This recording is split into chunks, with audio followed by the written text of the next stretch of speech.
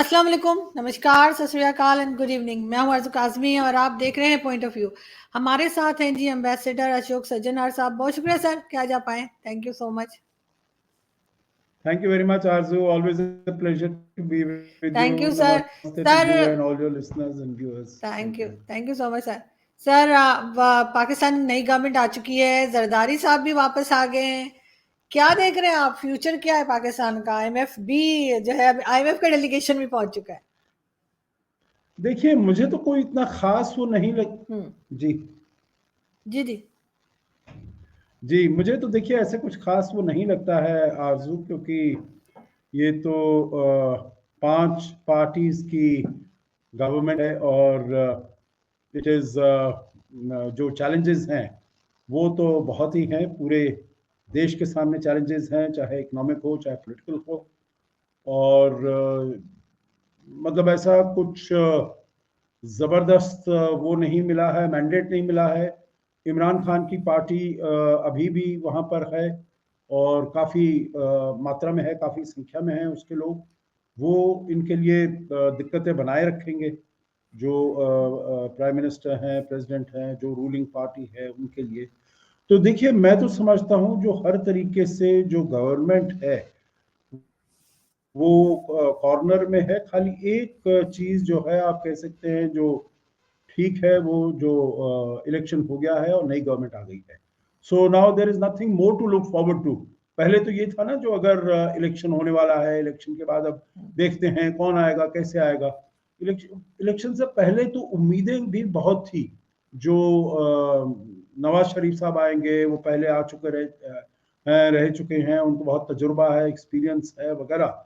और वो फिर सभी को यूनाइट कर पाएंगे और उनके और आर्मी के बीच में अच्छा तालमेल है, तो वो ठीक चल पाएगा। पर नवाज शरीफ साहब तो आए नहीं। शहबाज शरीफ हैं, हालांकि उनका भी रिश्ते आर्मी के साथ बड़े अच्छे हैं, तो उसमें कोई वो ऐसी दिक्कत की बात नहीं है। परंतु जो बिल्कुल ही अनएक्सपेक्टेड था, जो इमरान खान की पार्टी को इतना ज्यादा सपोर्ट मिला है, उनके लिए बहुत अटकलें लगाई गई, उनके सामने बड़े ऑब्स्टिकल्स लाए गए। उनको ना तो उनका सिंबल दिया गया, उनको डिस्क्वालीफाई कर दिया गया, उनके सब जो लीडर्स थे उनको कंटेस्ट नहीं करने दिया गया। परंतु फिर भी मैं समझता हूं जो पाकिस्तान की जनता ने अपना वो दिखाया है, जो दे कैन एक्ट इंडिपेंडेंटली। और करीब 90-91 उनके जो रिप्रेजेंटेटिव्स हैं, और वो इस गवर्नमेंट को सेटल नहीं होने देंगे। तो इसीलिए मैं समझता हूं जो ठीक है, इलेक्शन तो हो गया है, परंतु फिर भी अभी जो मुश्किलें हैं वो सरकार के लिए, वो कोई आसान रास्ता नहीं हुआ है, वो मुश्किलें बनी रहेगी। मगर सर बहुत टाइम से तो ये बात हो रही थी कि नवाज शरीफ साहब को लाया जाएगा, उनको लाए भी, उनके सारे केसेस भी क्लियर कर दिए। लास्ट मिनट पे जो है वो शहबाज शरीफ साहब आ गए। इसकी क्या रीजन आपको लगती है? देखिए, मुझे तो ये लगता है क्योंकि मैंडेट इतना क्लियर नहीं था, मैंडेट इतना डिसाइसिव नहीं था, मैंडेट इतना एम्फेटिक नहीं था। मेरे विचार से किसी ने भी ये नहीं सोचा था, जो ये जो इंडिपेंडेंट्स हैं, जो इमरान खान की पार्टी के हैं, वो इतना ज्यादा इंडिपेंडेंट की तरीके से लड़के, कंटेस्ट करके वो इतने ज्यादा नंबर्स में जीत पाएंगे। तो ये सबके लिए बहुत ही सरप्राइजिंग हुआ है। और मेरे ख्याल से वो नवाज शरीफ साहब अपना अगर वो ले लेते, प्राइम मिनिस्टर का ओहदा ले लेते, वो उसकी गद्दी संभाल लेते, तो उनके लिए बहुत मुश्किल होनी थी। तो इसीलिए शायद वो अपनी रेपुटेशन को इतना खराब नहीं करना चाहते थे। और उन्होंने देखा है, जो शहबाज शरीफ तो थे, पहले प्राइम मिनिस्टर थे और वो काम कर रहे थे, तो शायद अब पीछे से वो सपोर्ट करेंगे। परंतु एक बात तो क्लियर है, जो आर्मी अभी इनके साथ है, शहबाज शरीफ के साथ है, पीएमएल इनके साथ है, उनको सपोर्ट कर रही है। तो इसीलिए अब देखते हैं जो कैसे वो आगे चलते हैं। परंतु it's not going to be easy tenure for the government, क्योंकि अब देखिए, जैसे मैंने कहा, 5 पार्टियां हैं जो मिली हुई हैं वहां पर सरकार में। उनके अपना एजेंडा भी होगा, वो भी उनकी they will also have their own pulls and pressures. तो इसीलिए मैं नहीं समझता हूं जो ये रास्ता किसी प्रकार से सरकार के लिए आसान होने वाला है। और वो तो बिल्कुल जो इमरान खान के हैं सपोर्टर्स, वो तो इनको सेटल होने ही नहीं देंगे, तो उनके लिए दिक्कतें बनी रहेंगी, हर क्षेत्र में बनी रहेंगी। अब जैसे आपने कहा IMF की टीम भी आ गई है, और वो भी ये नहीं चाहेंगे जो उनको पैसा मिलता है वहां से, सरकार को जो पैसा मिलता है वो सारा पैसा चीन को चला जाए, वो तो ऐसा नहीं चाहेंगे।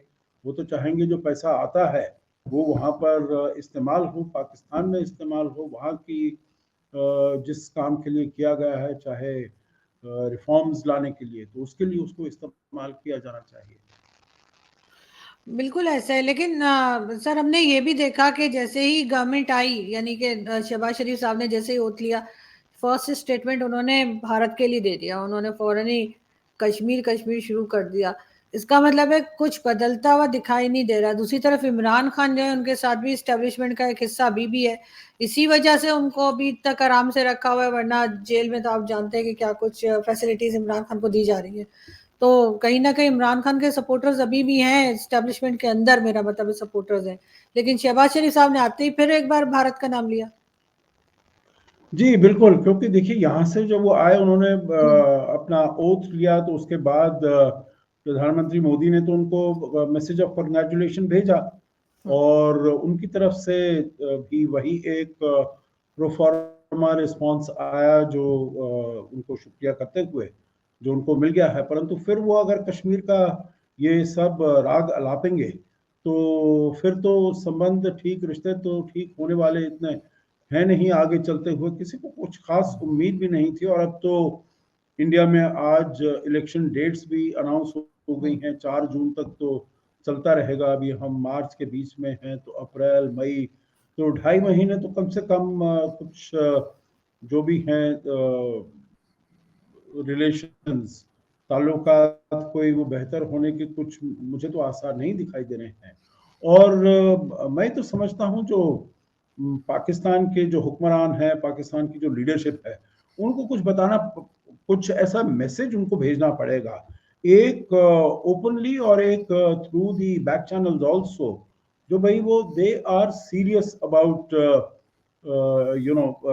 अपने जो ताल्लुकात हैं, अपने जो रिश्ते हैं हिंदुस्तान के साथ, उनको थोड़ा ठीक करने के लिए, उनको थोड़ा नॉर्मलाइज करने के लिए वो थोड़ा इंटरेस्टेड हैं। परंतु अभी तक जब नवाज शरीफ साहब आए थे, उन्होंने भी कुछ ऐसा वो नहीं, उन्होंने भी कश्मीर के ऊपर बोल दिया, उन्होंने भी कहा भाई आर्टिकल 370। मैं समझता हूँ, देखिए आरजू, जो ये आपका ना डोमेस्टिक कंस्टिट्यूएंसी के उसके कंजम्पशन के लिए है, परंतु फिर भी कुछ मैसेजिंग तो आपको, अगर आप स्टेट्समैन लाइक कुछ आप बर्ताव करना चाहते हैं, तो आपको ये वाला बिल्कुल मैसेजिंग भेजना पड़ेगा that they are serious in improving relations with India. Otherwise तो मैं नहीं समझता हूँ जो कुछ आगे होने वाला है। और जैसे मैंने कहा, अगले 2.5 महीने तक तो कुछ भी नहीं होने वाला है in terms of improving relations.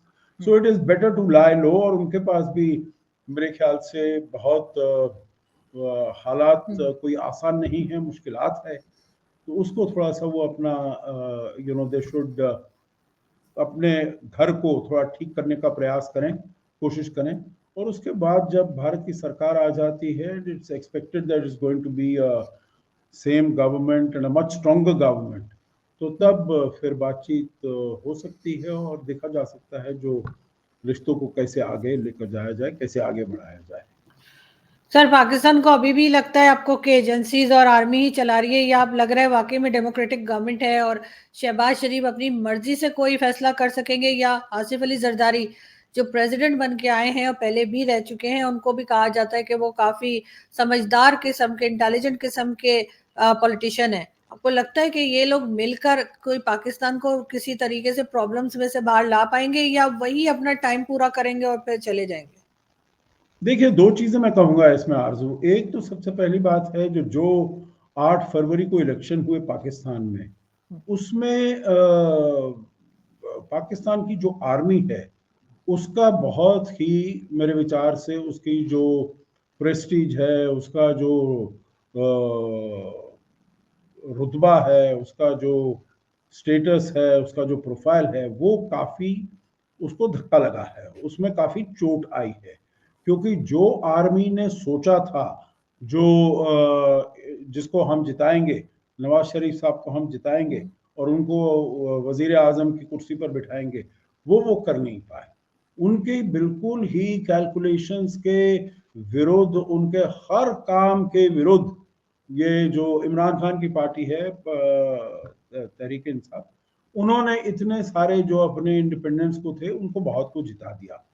तो मैं ये तो नहीं कहूंगा, I will not go so far as to say जो वहां पर जो डेमोक्रेसी है वो आई है। अगर वहां के यूथ ने, क्योंकि यूथ में इमरान खान की पॉपुलैरिटी काफी अच्छी लगती है, तो वहां के यूथ ने अगर काम किया है तो वो इमरान खान के कैंडिडेट्स को सपोर्ट करने में किया है, ना कि जो सरकार वहां पर आई है। मतलब जो सरकार आई है, शहबाज शरीफ और आसिफ अली जरदारी, उनको उनको जो लोगों का है, अवाम का, उनका सपोर्ट नहीं है। उनको जो सपोर्ट है वो इमरान खान को मिला है। तो इसीलिए वो आप कह सकते हैं that it is voice, it is move against the army, परंतु बिल्कुल सरकार के फेवर में वो नहीं है जो कि सरकार वहां पर बनकर आई है। तो मैं तो ये समझता हूं जो ना शहबाज शरीफ कुछ ऐसे इंडिपेंडेंट काम कर पाएंगे, because they have come there on the support of the army, है फौज के ही सपोर्ट से वो वहां पर आए हैं।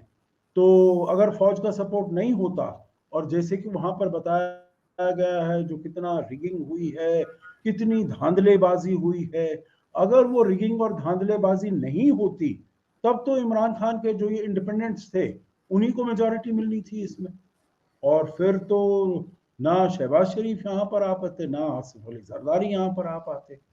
तो इसीलिए उनका जो एग्जिस्टेंस है, जो सरकार का एग्जिस्टेंस है, मैं समझता हूँ आरजू, that is totally dependent upon the army. और आर्मी चाहे बड़ी वीकन हो गई हो, परंतु फिर भी it calls the shots. I think it is हालात वैसे ही हैं, या मेरे ख्याल से थोड़े से उससे और ज्यादा खराब है, जैसे कि पिछले साल 9 मई को वो हुआ था, जब वहां पर हंगामा हुआ था और बहुत सारे ऐसे कंटोनमेंट्स में उन्होंने, ये जो प्रोटेस्टर्स थे, डेमोन्स्ट्रेटर्स थे, वो आ गए थे और उन्होंने आर्मी के कंटोनमेंट्स में वहाँ की प्रॉपर्टी को डिस्ट्रॉय किया था। वहाँ के बहुत सारे ऐसे स्टैच्यूज वगैरह थे जिनको उन्होंने खराब किया था। तो मैं समझता हूँ हालात कुछ आर्मी के लिए, और तब कहा जा रहा था जो आर्मी की जो प्रेस्टीज है उसके ऊपर बड़ी चोट लगी है, उसके ऊपर बहुत बड़ा धक्का लगा है। तो इस बार भी इलेक्शन की वजह से भी मैं समझता हूँ जो स्टैंडिंग है, जो स्टेटस है आर्मी का, वो काफी हद तक कम हुआ है। परंतु फिर भी जो सारे आई थिंक वहां पर जो भी मॉड्यूलेट करने के लिए, जो भी वहां पर बदलाव लाने के लिए, all the strings are still in the hands of the army, और अभी किसी के हाथ में नहीं है। चाहे वो वीकेंड है, परंतु फिर भी सारी पावर अभी तक उसी के हाथ में है, आर्मी के हाथ में है। बिल्कुल ऐसे ही सर, हमें भी यही लग रहा है कि अभी तक आर्मी ही जो है वही फुल कंट्रोल उसी के पास है। लेकिन सर, पाकिस्तान फॉरेन ऑफिस की तरफ से आपके यहाँ जो एक लॉ लाया गया सीए, उसके ऊपर उन्होंने कहा जी हम बड़ा प्रोटेस्ट रिकॉर्ड करवा रहे हैं। पाकिस्तान फॉरेन ऑफिस की तरफ से स्टेटमेंट आया था। आपके ख्याल से क्या इस तरह के स्टेटमेंट्स का कोई असर होता है या कोई इंपॉर्टेंस होती है? क्योंकि ये तो अफगानिस्तान की तरफ से भी आया, लेकिन पाकिस्तान ने और तरह से बात की। अफगानिस्तान ने तो उसमें कहा है कि मुस्लिम्स को भी ऐड किया जाए, लेकिन पाकिस्तान ने जो है वो बड़ा स्ट्रांगली उसमें लिखा था। डॉन में अगर आप देखें न्यूज़पेपर में, तो उसमें उन्होंने कहा है जी बड़ा स्ट्रांग प्रोटेस्ट जो है वो रिकॉर्ड करवाया है। कैसे कोई फर्क पड़ता है इस तरह के स्टेटमेंट से फॉरेन ऑफिस के? देखिए, फर्स्ट थिंग, बिल्कुल इसका कोई फर्क नहीं पड़ने वाला। देखिए, इसके स्टेटमेंट्स पाकिस्तान से आया है, तालिबान से आया है, एक दो और देशों से भी आया है, अमेरिका से भी आया है, और अमेरिका को बिल्कुल ही सटीक जवाब दिया है, बिल्कुल ही डायरेक्ट जवाब दिया है दैट जो उनका स्टेटमेंट है that is uncalled for, it is unwarranted, it is uninformed. तो अगर हमारी तरफ से इतना स्ट्रॉन्ग स्टेटमेंट है आरजू, रिबटल है जो अमेरिका ने कहा है, तो पाकिस्तान वहां पर उसके कंपैरेटिवली वहां कहां खड़ा होता है? सो यू नो बेसिकली ये वाला जो एक चीज इसमें सीए सिटीजनशिप अमेंडमेंट एक्ट में एक बात जो समझने की है वो ये है कि जो सीए है किसी की भी नागरिकता, किसी की भी सिटीजनशिप लेने के लिए नहीं है, वो सिटीजनशिप देने के लिए है। और मैं यहाँ पर बहुत सारे अभी प्रोग्राम सुन रहा था इसमें अपने टेलीविजन में, और हमारे यहाँ बहुत सारे मुस्लिम्स को इंटरव्यू किया गया है। तो देखिए ये सब उनके बीच में झूठ और भ्रम फैलाने की बात है। जो जो हमारे यहाँ पर मुसलमान भाई हैं उनकी सिटीजनशिप, उनकी नागरिकता को ले लिया जाएगा। परंतु अब आई थिंक एक कम्युनिकेशन स्ट्रेटजी गवर्नमेंट की तरफ से भी आई है और उन्होंने बिल्कुल ये बताना शुरू कर दिया है जो नंबर 1 भारत के जो हमारे मुसलमान हैं, हमारे जो सिटीजन्स हैं, ये उन पर लागू होता ही नहीं है। सो सीएए उनके लिए बिल्कुल ही, उनके लिए तो है ही नहीं। दूसरा है, जैसे मैंने कहा, जो ये सिटीजनशिप देने के लिए है, लेने के लिए नहीं है। और ये केवल उन लोगों के लिए है जो कि भारत में 31 दिसंबर 2014 से पहले आ चुके हैं, जो यहाँ पर रह रहे हैं। उनकी जो सिटीजनशिप एप्लीकेशंस हैं उनको फास्ट ट्रैक किया जाएगा, उनको दिया जाएगा, उनको सिटीजनशिप दी जाएगी। किसी से कोई कागज नहीं मांगा जाएगा, किसी से कुछ नहीं किया जाएगा, सिटीजनशिप दी जाएगी, ली नहीं जाएगी। तो इसीलिए ये देखिए चारों तरफ दुनिया में ये जो इसमें मुसलमान इंक्लूडेड नहीं है, भाई मुस्लिम देशों में मुस्लिम्स के ऊपर कहाँ कोई ऐसा परसिक्यूशन होगा। वो जैसे कल एक उसमें इंटरव्यू में हमारे जो होम मिनिस्टर हैं अमित शाह, उन्होंने कहा, तो देखिए 1947 में जब देश आजाद हुए पाकिस्तान में 23% पॉपुलेशन थी हिंदूज की, आजकल 2.7% रह गई है। वो कहाँ चले गए सब हिंदू?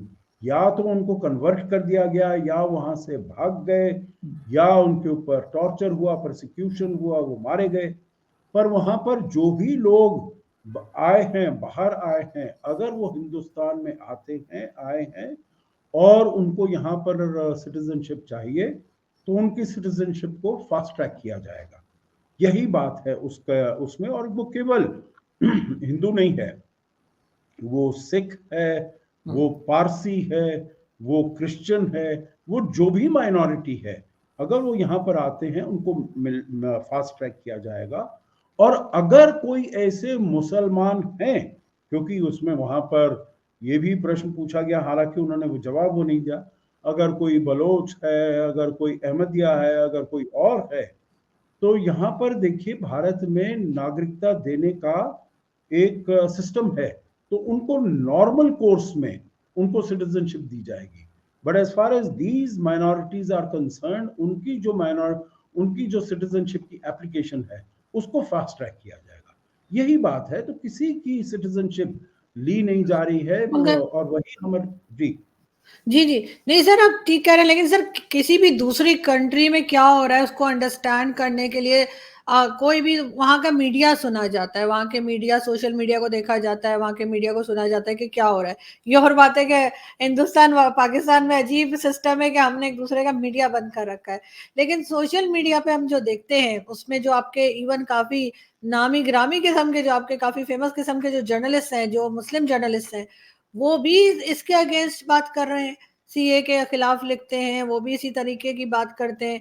तो वो चीज देखकर पाकिस्तान में जो लोग बहुत ज्यादा नई चीजों, जिनके इंटरेक्शन नहीं है बहुत ज्यादा, वो उनको देख के उनको लगता है कि बड़ी गड़बड़ हो रही है, तो वो इस तरह की बात शुरू करते हैं। हाँ नहीं, आप बिल्कुल ठीक कह रही हैं। देखिए यहाँ पर अब जैसे हैं, चाहे वो हमारे अपने जो पॉलिटिशियंस हों, या चाहे वो मुस्लिम पॉलिटिशियंस भी हों, जो अपने ओवैसी साहब हैं, वो तो कहते ही हैं इसके विरुद्ध, और भी जो कुछ मुस्लिम पॉलिटिशियंस हैं बोलते हैं, परंतु और कांग्रेस के दूसरे और वो वाले पॉलिटिशियंस भी बोलते हैं, because this is a political agenda. उनको मालूम है बस ये एक चीज है जिसके ऊपर हम सरकार को घेर सकते हैं, जिसको हम सरकार को क्रिटिसाइज कर सकते हैं। क्योंकि देखिए आरजू, अभी तक कोई एजेंडा मिला नहीं है। ऑपोजिशन को, यहाँ पर जो इलेक्शन हो रहा है, कोई वायबल, कोई ठोस एजेंडा मिला नहीं है जिससे कि वो सरकार को अटैक कर पाए। तो वो ढूंढ रहे हैं, कोशिश कर रहे हैं जो भी कौन सा हमें मुद्दा मिले। अब ये थोड़ा सा इलेक्टोरल बॉन्ड्स का मिल गया है, सीए का मिल गया है, वो चाहते हैं ये अंबानी अडानी इनके ऊपर सबके ऊपर करे, परंतु कोई नहीं मिल रहा है। तो इसीलिए वो अपना ट्रायल एंड एरर यूज कर रहे हैं, जो हमको शायद ये मिल जाए तो इससे हम सरकार के विरुद्ध, मोदी जी के विरुद्ध कुछ बोल दें। पर मेरे विचार से ये होने वाला नहीं है, ये सक्सीड नहीं होने वाले हैं।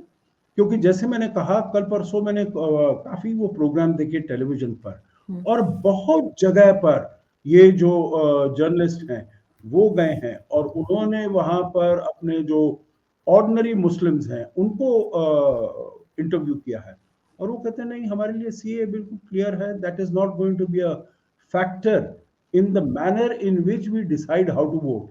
क्योंकि हमें मालूम है जो सीएए इज का जो प्रावधान है, का ये जो ऑब्जेक्टिव है, that is to give citizenship, it is not to take citizenship. किसी की भी सिटीजनशिप को लिया नहीं जाएगा। तो ये जब ऑर्डिनरी लोग समझ गए हैं, तो ये अब चाहे वो सोशल मीडिया में नामी गरामी जर्नलिस्ट हो वगैरह वगैरह वो बोलते रहे, तो I think their arguments will fall flat on the face. बिल्कुल ऐसा ही है, लेकिन बहरहाल सर मेरा तो ये ख्याल है कि दोनों जो है कि मीडिया एक दूसरे को जो है जरूर अलाउ करें, और ताकि लोग सही पिक्चर समझ सके, सही क्या है वो अंडरस्टैंड कर सके। बहुत शुक्रिया कि आज आपने ज्वाइन किया। Thank you so much sir. Thank you. Thank you very much. Thank you. Thank you Always a sir. pleasure.